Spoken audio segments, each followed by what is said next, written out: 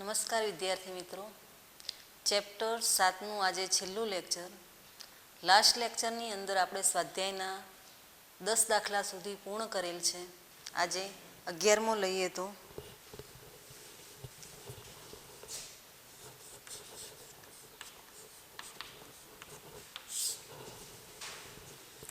એની રકમ જોઈએ તો આ પ્રમાણે છે. આકૃતિમાં ચલિત આવૃત્તિવાળો 230 વોલ્ટ એસી સ્ત્રોત એલસીઆર પરિપથ સાથે જોડેલ છે. પહેલાં આપણે પરિપથ બનાવી દઈએ. તો પરિપથ આ પ્રમાણે છે.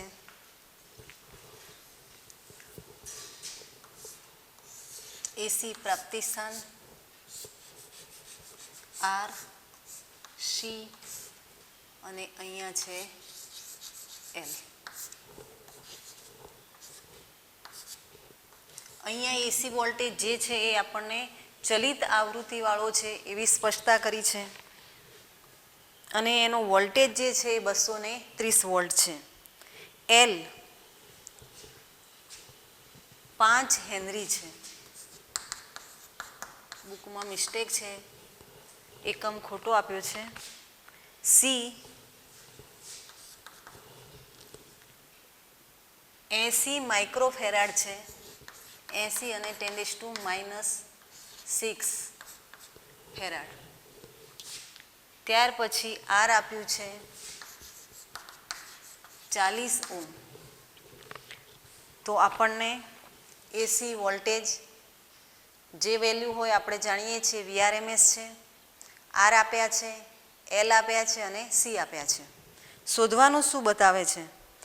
તો પ્રથમ કહે છે પરિપથને અનુનાદની સ્થિતિમાં લાવવા માટે સ્ત્રોતની આવૃત્તિ નક્કી કરો. અનુનાદ સ્થિતિમાં લાવવા સ્ત્રોતની આવૃત્તિ શોધવી છે. આપણને ખ્યાલ છે કે અનુનાદ સ્થિતિ માટે સ્ત્રોતની આવૃત્તિ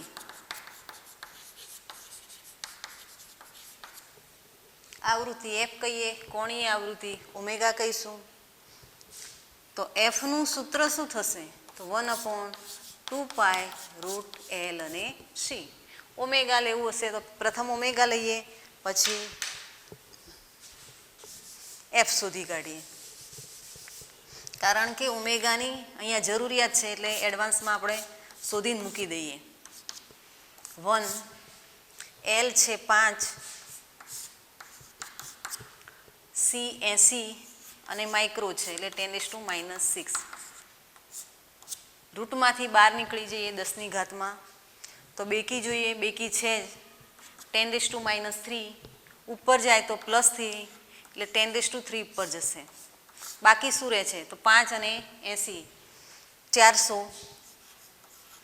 બહાર નીકળીએ તો અંડર રૂટમાંથી તો બચશે 20. 100 અને નીચે 2 50 રેડિયન/સેકન્ડ. ત્યાર પછી એફ લઈ લઈએ તો એફ બરાબર ω/2π 50 2 3.14. આની ગણતરી કરવી પડશે.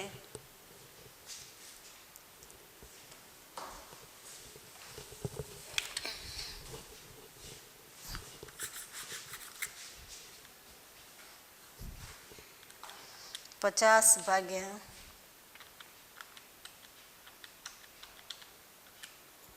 તો જવાબ આવે છે 7.96 હર્ટ્ઝ. સેકન્ડ ઇનવર્સ કાં તો હર્ટ્ઝ લખીશું તો એ પૂર્ણ થાય છે. બીમાં આપણને અનુનાદ આવૃત્તિએ પરિપથનો ઇમ્પિડન્સ અને પ્રવાહનો કંપ વિસ્તાર બે બાબતો શોધવાનું કીધું છે. અનુનાદ માટે ઝેડ તો વારંવાર આ ચર્ચા થઈ ગઈ છે કે ઝેડનું સૂત્ર થાય છે √R² પ્લસ XC - XL². અનુનાદ હોય ત્યારે XC બરાબર XL માટે Z બરાબર R થાય. તો અનુનાદ સ્થિતિમાં ઇમ્પિડન્સ ઝેડ એ આર જેટલો જ બને છે અને આર આપણને આપેલા છે 40, માટે ઝેડ બરાબર પણ 40 ઓહ્મ થશે. ત્યાર પછી કંપ વિસ્તાર શોધવાનો છે. કોનો કંપ વિસ્તાર? તો પ્રવાહનો. તો પ્રવાહનો કંપ વિસ્તાર એટલે થશે આઈએમ. આઈએમ શોધવા માટે શું કરીશું? તો ડેટામાં જોઈએ તો આપણી પાસે પ્રાપ્તિ સ્થાનનો વોલ્ટેજ છે અને પ્રાપ્તિ સ્થાનનો વોલ્ટેજ આપણને ખ્યાલ છે કે જો સ્પષ્ટતા ન કરેલી હોય તો એ વોલ્ટેજ આપણે વીઆરએમએસ લેવાનું છે. એટલે વીઆરએમએસ આપણને આપેલા છે 230, રકમમાં જ છે એટલે 230 વોલ્ટ. તો હવે જોઈએ તો ડેટામાં માત્ર વીઆરએમએસ, એલ, સી અને આર છે. આ પરિસ્થિતિમાં આઈએમ શોધવા હોય તો વીઆરએમએસનો સહારો લેવો પડશે. અને બીજી વસ્તુ કે અનુનાદ સ્થિતિમાં શોધવાના છે અને અનુનાદ સ્થિતિમાં શોધવાનું હોય ત્યારે ઇમ્પિડન્સ ઝેડ બરાબર આર લેવું પડશે. તો જોઈએ તો હવે લઈએ આઈએમ. આઈએમ લઈએ ત્યારે વીએમ લેવું પડશે, વીઆરએમએસ લેવાશે નહીં. તો સૂત્ર બનશે IM is equal two VM upon Z. પણ આપણી પાસે તો વીઆરએમએસ છે અને વીઆરએમએસ બરાબર શું થાય? તો વીએમ અને વીઆરએમએસનો સંબંધ પણ આપણને ખ્યાલ છે. તો VM is equal two √2 VRMS લખી શકાય. અને ઝેડ બરાબર શું લેવાનું છે? તો આર લેવાના છે. મૂકી દઈએ વેલ્યુ. તો √2 વીઆરએમએસ 230 આપણી પાસે છે, રકમમાં આપ્યા છે અને ઝેડ બરાબર આર અનુનાદ સ્થિતિમાં થાય અને આર છે 40 ઓહ્મ. તો આની પણ ગણતરી કરી દઈએ.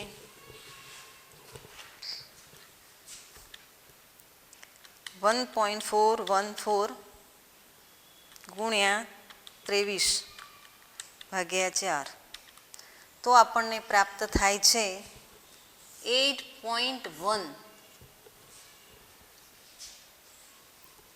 એમ્પિયર. પ્રવાહનો કંપ વિસ્તાર મીન્સ મહત્તમ પ્રવાહ આઈએમ આપણને કેટલો મળે છે? 8.1 એમ્પિયર. તો બી પ્રશ્ન પૂર્ણ થાય છે. અહીંયા સીમાં આપણને એવું કહે છે કે પરિપથના ત્રણેય ઘટકોના બે છેડા વચ્ચેનો આરએમએસ વોલ્ટેજ એક એ શોધવાનું છે. અને લાસ્ટમાં એવું કહે છે દર્શાવો કે અનુનાદ આવૃત્તિએ એલસી સંયોજનના બે છેડા વચ્ચેનો સ્થિતિમાનનો તફાવત વોલ્ટેજ ડ્રોપ 0 છે. એટલે અનુનાદ સ્થિતિમાં આપણે એ શોધવાનું છે. હવે એક કામ એ કરીએ કે દરેકના ઇન્ડક્ટરના બે છેડા વચ્ચેનો વોલ્ટેજ ડ્રોપ વીઆરએમએસ એલ, કેપેસિટરના બે છેડા વચ્ચેનો વીઆરએમએસ સી અને અવરોધ માટે વીઆરએમએસ આર શોધવું છે. તો સૂત્ર આપણને ખ્યાલ છે કે VRMS R is equal to IRMS R, VRMS C is equal to IRMS into XC, VRMS L is equal to IRMS into XL. તો અહીં આગળ શા માટે આઈઆરએમએસ સમાન છે? તો આપણને ખ્યાલ છે કે કેવો પરિપથ છે? શ્રેણીમાં છે અને શ્રેણી જોડાણની અંદર પરિપથના દરેક ઘટકમાંથી પસાર થતો પ્રવાહ સમાન બને. એટલે પ્રથમ આપણે એક કામ કરીએ કે વીઆરએમએસ એલ, આર અને સી શોધવા માટે પ્રથમ આઈઆરએમએસ જોઈશે. હવે આઈઆરએમએસ માટે આપણે એડવાન્સમાં આઈએમ શોધેલા છે. તો પ્રથમ શું કામ કરીએ? આઈઆરએમએસ શોધી નાખીએ. તો આઈઆરએમએસ શું બનશે? અહીં IRMS is equal to IM upon √2. તો આઈએમ છે આપણી પાસે 8.1 ભાગ્યા તો આઈઆરએમએસ પ્રવાહ આપણને પ્રાપ્ત થાય છે 5 પહેલાં મૂકી દઈએ વેલ્યુ એની, અને સીધું અહીંયા કામ કરીશું તો પણ ચાલશે, કારણ કે VM √2 છે, √2થી થઈ જાય એમ પણ છે, પણ ચલો આ જ મૂકી દઈએ. IM બરાબર 8.1 અને √2. તો આપણને જવાબ મળે છે 5.728, એટલે 5.73 લઈશું તો ચાલશે. ત્યાર પછી મેળવવું છે દરેકનો voltage drop VRMS into R. VRMS into R નહીં બોલીએ, પણ VRMS R જોઈએ. તો અહીંયા એક જ મિનિટ સ્ટોપ કરજો. માં જવાબમાં is equal to IM upon √2 છે. આપણે આગળ મેળવી ચૂક્યું છે એ પ્રમાણે સીધું સૂત્ર જ મૂકી દઈએ. તો IM બરાબર શું લીધું હતું આપણે? તો IM બરાબર √2 VRMS બાય √2 અને ઇન્ટુ R. તો જુઓ અહીંયા આ √2 કેન્સલ થાય છે. VRMS આપણી પાસે 230 છે અને R કેટલા છે? તો R છે 40. તો 23/4 એટલે જવાબ મળે છે આપણને 5.75 એમ્પિયર. જુઓ શું કર્યું? તો IM આપણી પાસે પડ્યા હતા √2 ઇન્ટુ VRMS બાય R. અહીંયા ધ્યાન એ રાખવું પડશે કે આ વેલ્યુ આપણું એપ્રોક્સિમેટ છે, એટલા માટે અહીંયા સીધું જ મેં સૂત્ર લઈ લીધું. ભાઈ IMનું સૂત્ર શું હતું? તો √2 VRMS by R, √2 VRMS by R, અને અહીંયા √2 કેન્સલ. તો IRMS આપણને પ્રાપ્ત થાય છે 5.75 એમ્પિયર. હવે શોધીશું અવરોધના બે છેડા વચ્ચેનો voltage drop VRMS. R is equal two IRMS into R. IRMS છે 5.75 અને ગુણ્યા R 40. હમણાં જ આપણે કામ કર્યું એ પ્રમાણે લેવું હોય તો સીધો જ વોલ્ટેજ મળશે 230 વોલ્ટ. ત્યાર પછી શોધીએ છીએ VRMS કોનું? L નું. તો સૂત્ર બનશે IRMS XL. XL means omega L. તો IRMS છે આપણી પાસે 5.75, XL એટલે ઓમેગા L. એડવાન્સમાં આપણે ઓમેગા શોધી દીધેલા છે. ઓમેગા કેટલા છે? 50, અને L આપણને ડેટામાં આપ્યા છે 5. તો આનો જવાબ બને છે, ગણતરી કરી લઈએ તો 5.75 ગુણ્યા 2500. તો જવાબ આવે છે 250. 2500 નહીં, 250. તો જવાબ આવે છે 1435.5. 1435.5 એકમ આવશે વોલ્ટ. ત્યાર પછી VRMS C લઈ લઈએ. VRMS C is equal two IRMS into XC. IRMS XC means 1/ωc, એટલે ઓમેગા C બને.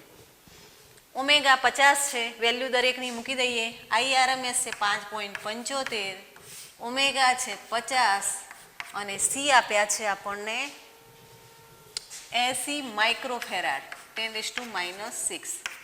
તો 5.75 1/ωc છે. અહીંયા ભૂલ થાય છે, જોઈ લઈએ.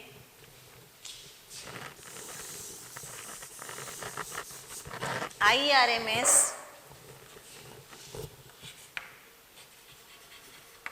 XC એટલે 1/ωc. હવે વેલ્યુ મૂકીએ. IRMS કેટલા છે? તો 5.75. 1 ઓમેગા કેટલા છે? તો 50. અને સી કેટલા છે? તો 80 ગુણ્યા 10⁻6. 5.75 10⁶ ઉપર લઈ જઈએ તો પ્લસ થઈ જાય અને 40 અને 3 એટલે 4000. 5.75 10⁻³ ભાગ્યા 4 અને 10⁻³ ભાગ્યા 4 એટલે 250 લઈ શકાય. 250 તો જવાબ આપણને પ્રાપ્ત થાય છે 1437.5. 1437.5. અહીંયા પણ 37 છે વોલ્ટ. જુઓ સીની અંદર આપણે 4 જવાબ શોધવાના છે. અવરોધના 2 છેડા વચ્ચેનો વોલ્ટેજ ડ્રોપ, અવરોધના 2 છેડા વચ્ચેનો વોલ્ટેજ ડ્રોપ પણ VRMS R. તો VRMS R બરાબર આપણને 230 વોલ્ટ પ્રાપ્ત થાય છે. VRMS L આપણને 1437.5 વોલ્ટ મળે છે અને VRMS C આપણને 1437.5 વોલ્ટ મળે છે. અનુનાદની સ્થિતિમાં LC સંયોજનના 2 છેડા વચ્ચેનો વીજ સ્થિતિમાનનો તફાવત શોધવો છે. તો અનુનાદ સ્થિતિમાં VLC is equal to IRMS XL minus XC થાય. IRMS આપણને યાદ છે 5.75 છે. તો 5.75 જોઈએ XL omega L 1/ωc. 5.75 omega L એટલે 50. ઓમેગા 50 મળ્યું હતું અને L હતા 5. એ જ રીતે હમણાં ઓમેગા સીની આપણે જે ગણતરી કરી 1/ωc એ પણ આપણને 250 પ્રાપ્ત થયા હતા. તો 5.75 250 તો જવાબ આપણને મળે છે 0 વોલ્ટ. તો જે જવાબ આપણને અંદર કીધો છે કે અનુનાદ સ્થિતિમાં VLC એટલે ઇન્ડક્ટર અને કેપેસિટરનું જ્યારે શ્રેણી જોડાણ લઈએ છીએ ત્યારે એ સ્થિતિમાં વોલ્ટેજનો ડ્રોપ 0 થાય છે. તો એ જવાબ પણ આપણને અહીંયા પ્રાપ્ત થઈ જાય છે. તો આ સાથે ચેપ્ટર 7 અહીંયા પૂર્ણ થાય છે. ઉદાહરણના સ્વાધ્યાયના બધા જ દાખલા આપણે પૂર્ણ કર્યા છે.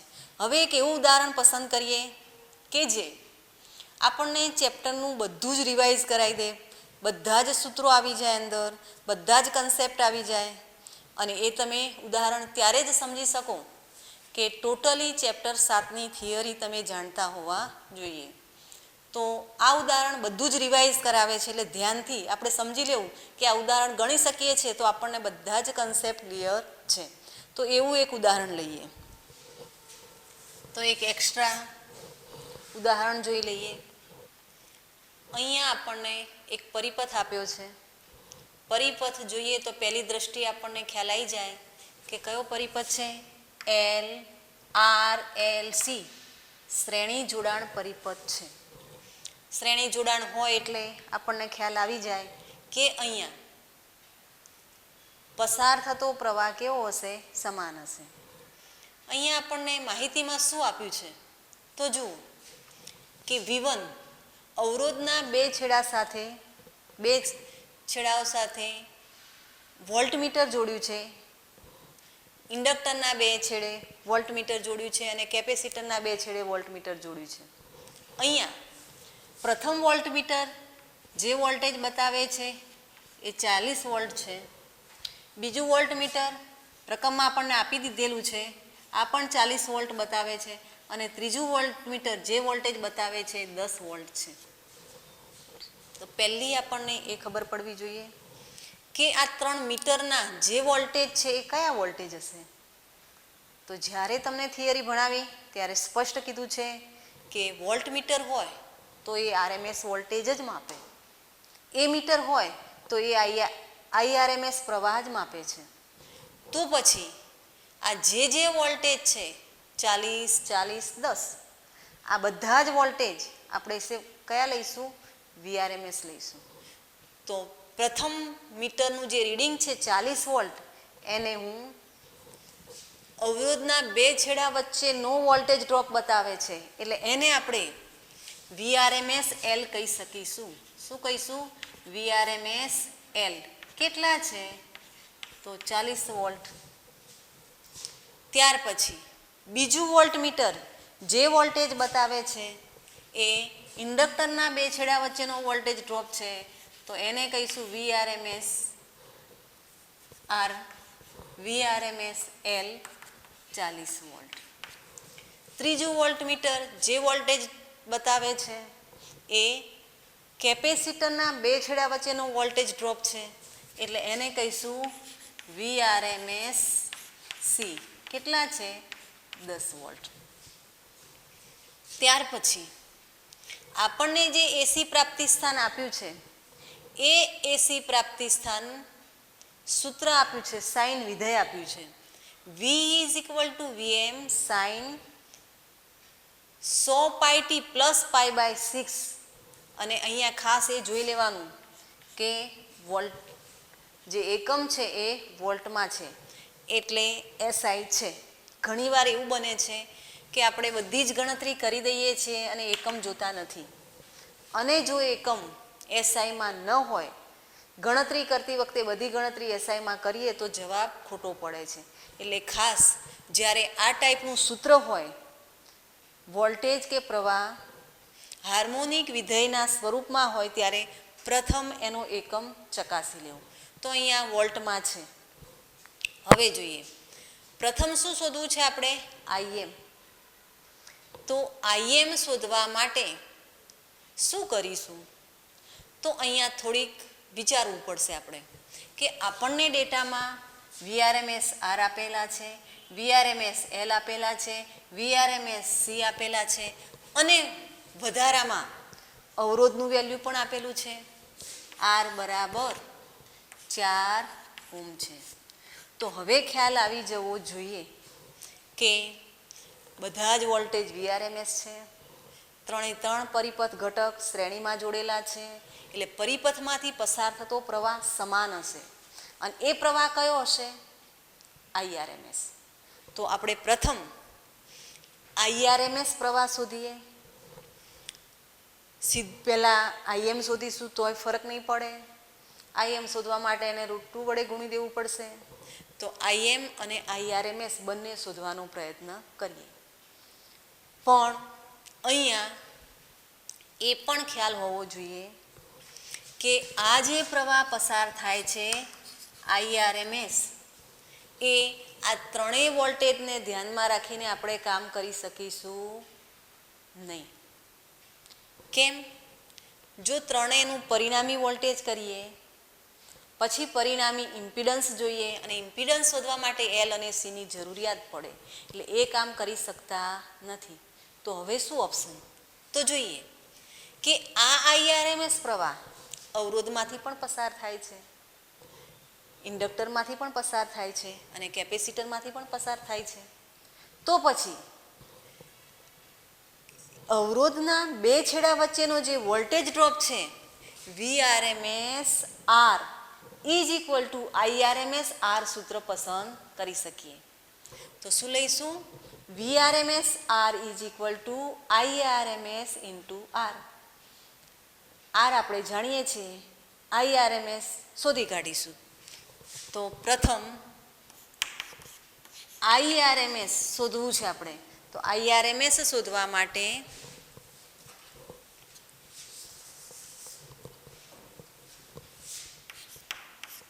અહીં VRMS R =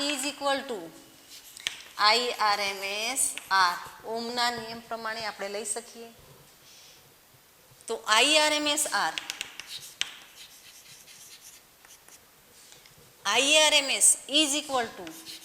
VRMS R/R બને.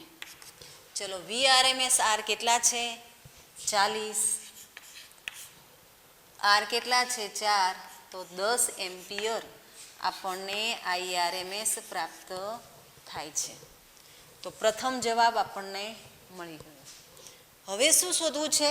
આઈએમ. એ પણ સરળ કામ છે.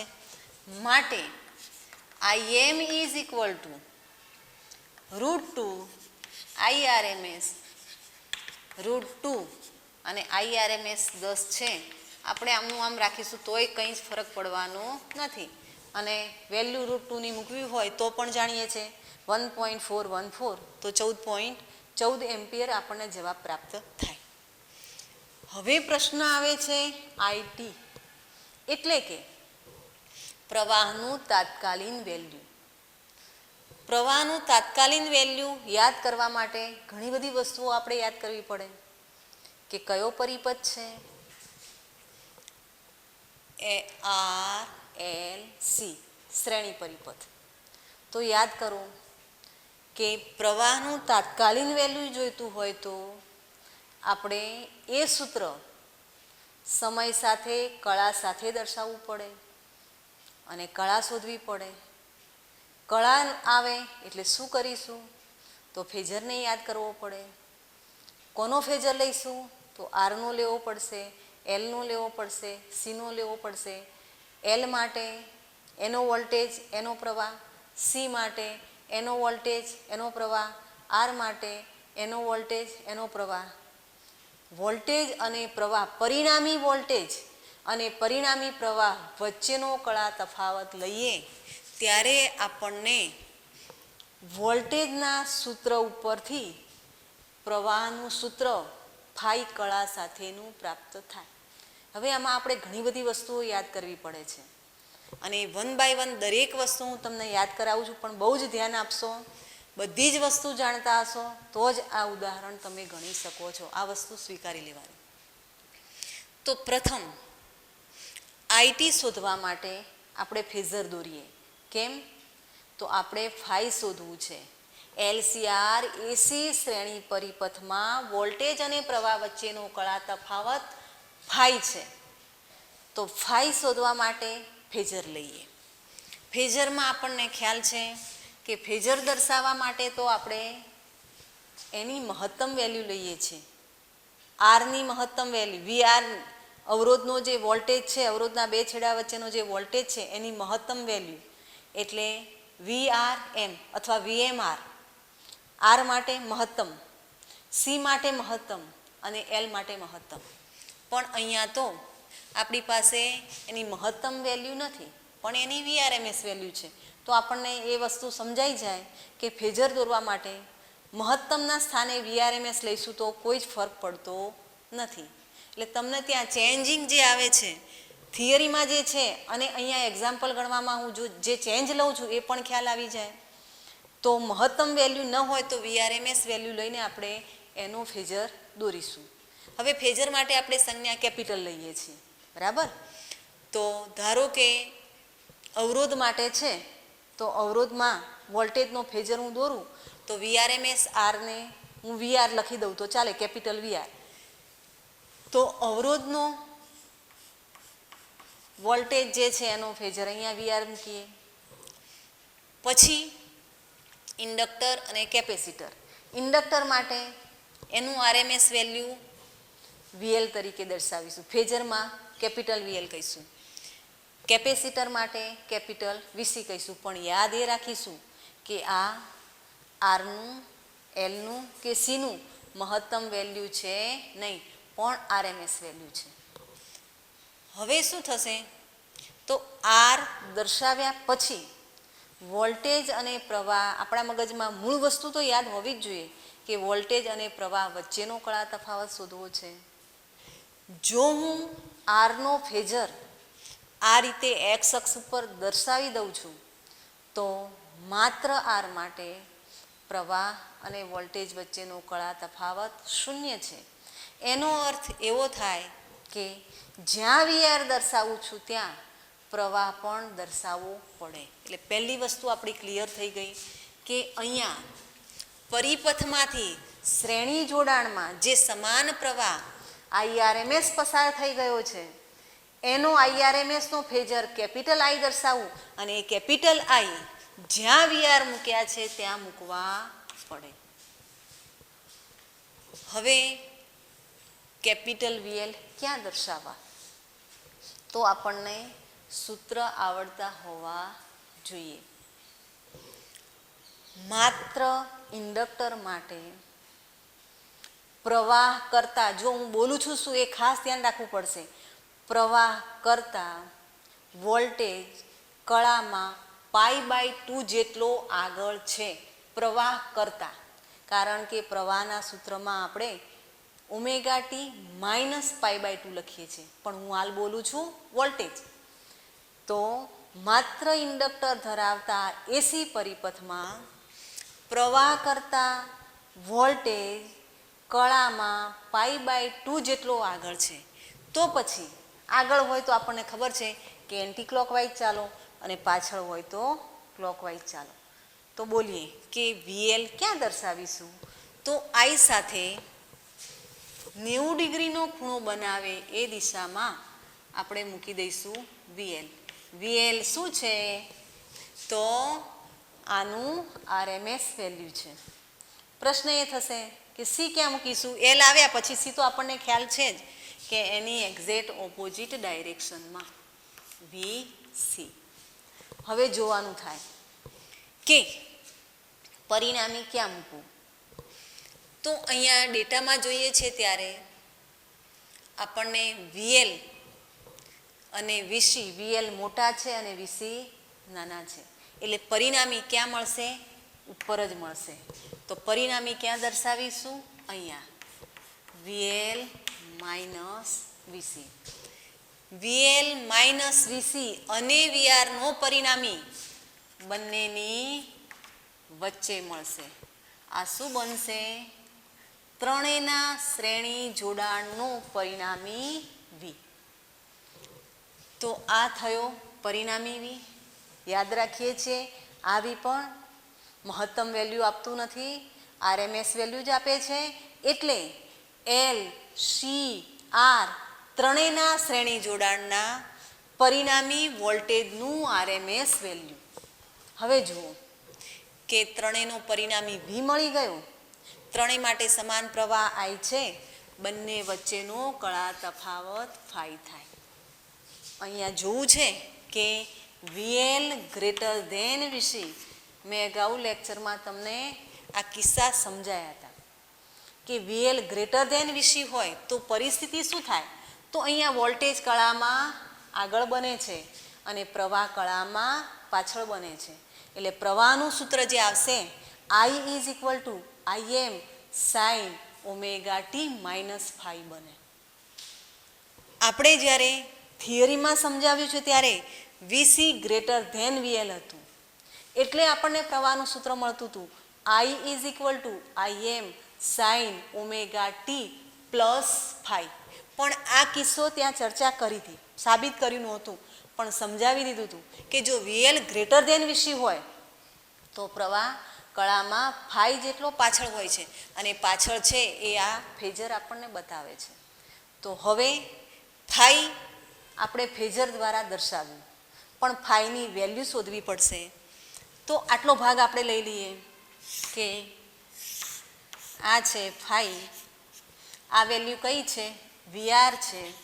આ વેલ્યુ કઈ છે? વીએલ માઇનસ વીસી છે. વીઆર કેટલા છે? આપણને આપ્યા છે 40, અને વીએલ માઇનસ વીસી કેટલા થાય? તો 40 માઇનસ 10 બરાબર 30 થાય. હવે જો પાયથાગોરસનું પ્રમેય એપ્લાઇડ કરીએ તો અહીંયા આપણને કાટકોણ ત્રિકોણ બને. એક બાજુનું માપ 40 છે, બીજી બાજુનું માપ 30 હોય તો સામેની બાજુનું માપ 50 બની જાય.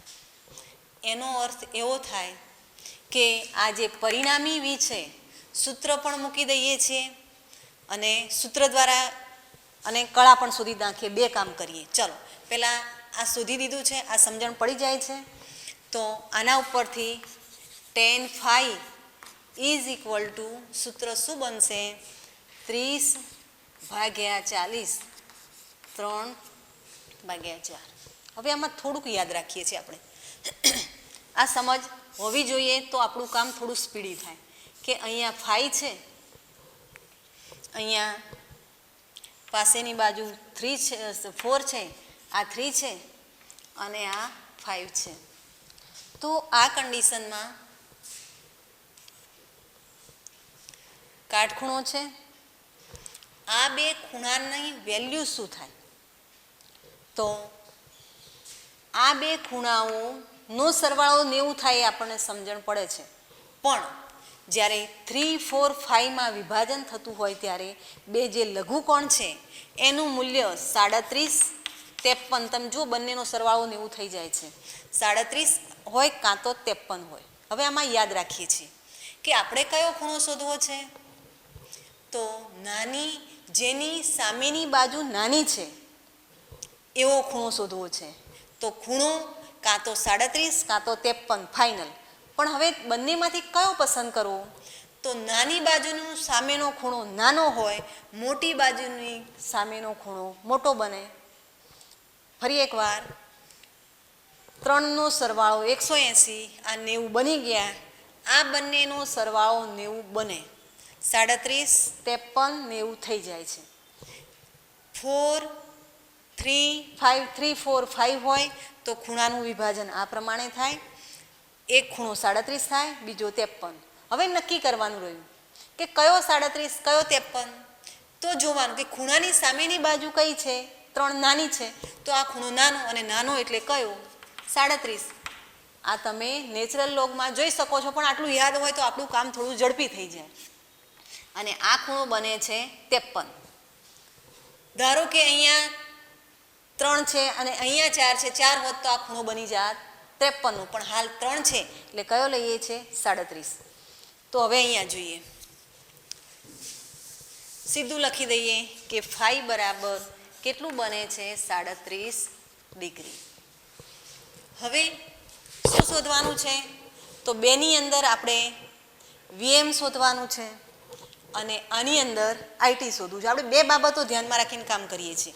તો હવે જોઈએ કે આઈટીનું સૂત્ર શું થાય.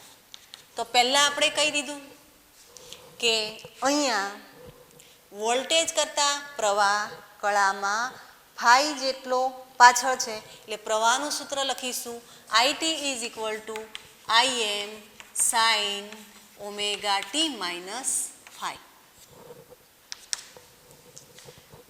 આઈએમ, તો આઈએમ શોધવા માટે કોનો સપોર્ટ લેવો પડશે? તો વીએમનો લેવો પડશે. Sine omega T minus phi, ધ્યાન અહીંયા આપીએ છીએ તો આપણી પાસે સૂત્ર છે sine 100 pi T plus pi by 6, એટલે આ આખું પદ આપણા માટે ઓમેગા ટી છે અને ફાઈ આપણે શોધી દીધું છે 37. પણ પ્રશ્ન એ થાય છે કે આઈએમ શોધવું છે. તો આઈએમ શોધવા માટે આપણી પાસે આઈએમ શોધેલું પડ્યું જ છે. વીએમનો સહારો નહીં લઈએ તો ચાલશે. એટલે આઈએમ કેટલા લઈશું? √2 લઈ લઈએ.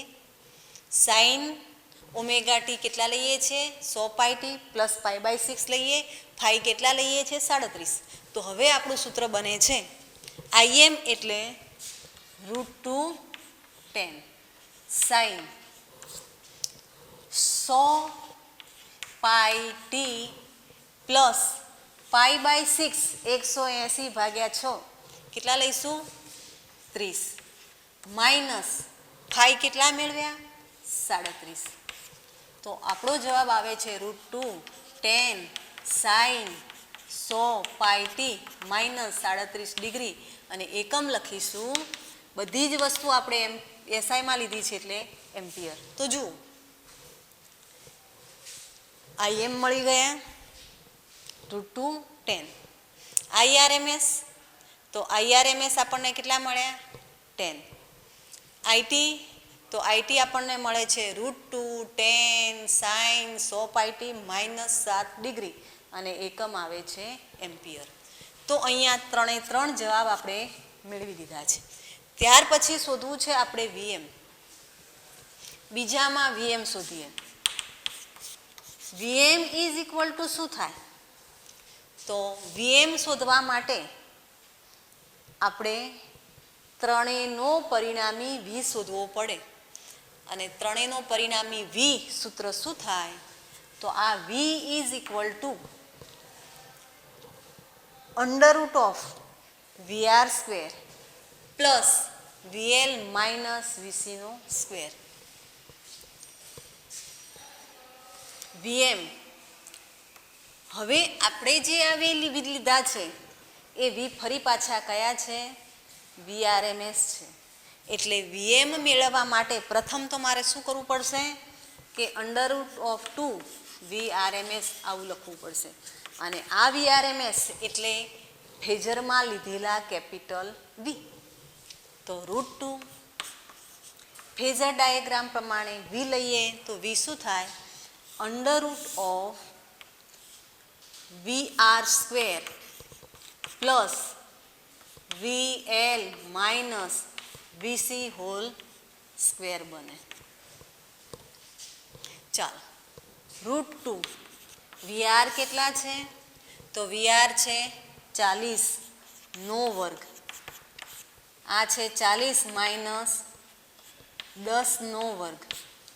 તો આપણને VM પ્રાપ્ત થશે 40, અહીંયા 30 બહાર નીકળશે એટલે 50 √2 50 વોલ્ટ શું મળે છે? VM. એટલે આપણી પાસે જે સૂત્ર હતું V is equal two VM, તો VM બરાબર √2 50 વોલ્ટ લઈ શકીએ. ત્રીજું છે L અને C.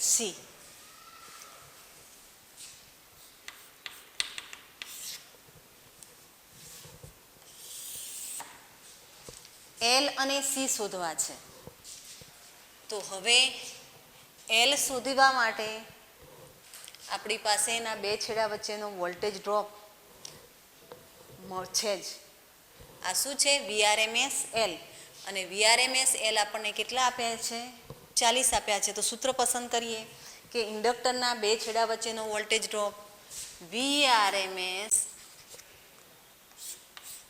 L is equal two IRMS XL. XL omega L. ચાલો IRMS અને અહીંયા લઈશું ઓમેગા L.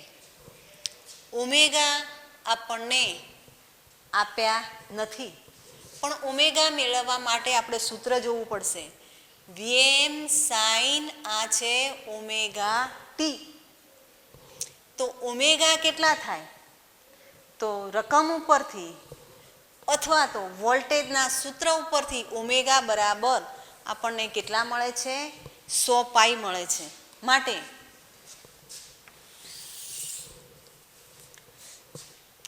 VRMS L કેટલા છે?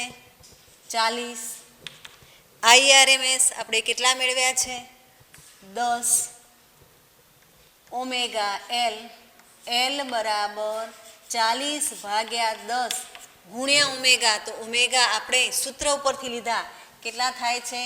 100 પાઈ બને છે. તો L બરાબર 1/25 પાઈ હેનરી લખાય. એ જ રીતે C શોધવા છે. તો C શોધવા માટે ફરી પાછું ઇન્ડક્ટરના બે છેડા વચ્ચેનો વોલ્ટેજ ડ્રોપ આપણે જાણીએ છીએ. તો VRMS C is equal two IRMS XC. IRMS XC means 1/ωc. Omega C માટે C is equal two IRMS VRMS C into omega થાય. IRMS આપણી પાસે 10 છે. VRMS C મીટરમાં દર્શાવેલું છે એ પણ 10 છે. ઓમેગા કેટલા થાય? તો સૂત્રમાંથી આપણે બહાર નીકાળ્યા છે 100 છે. તો આ પરિસ્થિતિમાં C is equal two IRMS એટલે આ કેન્સલ થશે તો કેટલા પ્રાપ્ત થાય છે? 1/100 પાઈ અને C નો એકમ થાય છે ફેરાડ. તો L મળ્યા, C મળ્યા. હવે અહીંયા એક વસ્તુ ફરી થોડુંક વિચારી લઈએ કે ધારો કે આ ઉદાહરણ થોડુંક ચેન્જ કરીને આપ્યું છે. અહીંયા આર આપ્યા હતા, એલ અને સી આપણે શોધી દીધા, પણ ધારો કે એલ આપ્યા છે અને આર અને સી શોધવાના છે, તો જે સિસ્ટમથી મેં તમને બતાવ્યું એ સિસ્ટમથી તમે શોધી શકો છો. IRMS શોધવા માટે આરનો સહારો લીધો, જો એલ આપ્યા હોય તો એલનો લેવો, સી આપ્યા હોય તો સીનો લેવો, બાકીના બે આપણે શોધી શકીએ છીએ. અને લાસ્ટમાં છે પાવરનો વ્યય. પાવરનો વ્યય LCR માટે પાવરના વ્યયનું સૂત્ર શું બને છે? તો પાવરનો વ્યય P ઇઝ ઇક્વલ ટુ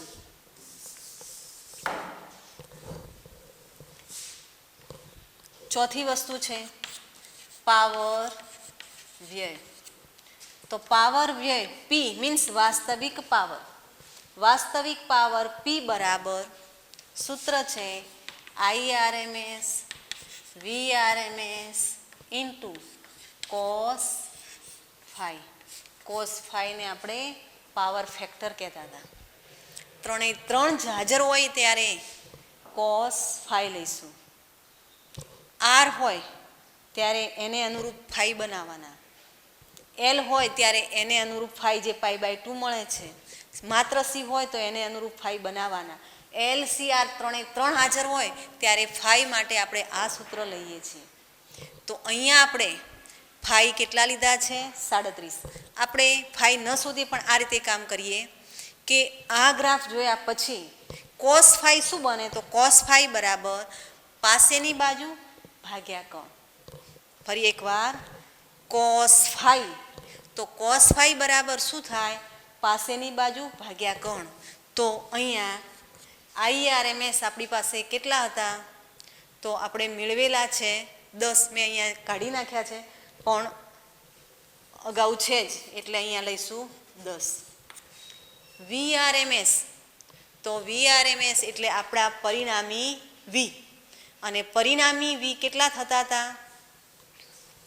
અહીંયા જુઓ, VRMS √2 ને રહેવા દઈએ તો આનો જવાબ આવે છે 50. તો 10 અને VRMS 50 થાય છે. cos phi કેટલા થાય? તો cos phi એટલે પાસેની બાજુ ભાગ્યા સામેની બાજુ, 40/50 એટલે 0.8 આવે. તો અહીંયા આપણને જવાબ મળે છે 500 ગુણ્યા 0.8, 40 એટલે જવાબ આવશે આપણો 400 વોટ. તો પાવરનો વ્યય થાય 400 વોટ. તો આ રીતે આ ઉદાહરણ એ શરૂઆતથી માંડીને બધા જ કન્સેપ્ટ આવી જાય એ ટાઈપનું ઉદાહરણ છે. આ ઉદાહરણ સમજી શકીએ તો આપણે સમજી લેવું કે આપણને કોઈ પણ થિયરીમાં કચાશ છે નહીં. તો કન્સેપ્ટ ઉપર આધારિત છે એટલે બધા જ કન્સેપ્ટ ક્લિયર હશે તો જ તમે ગણી શકો છો.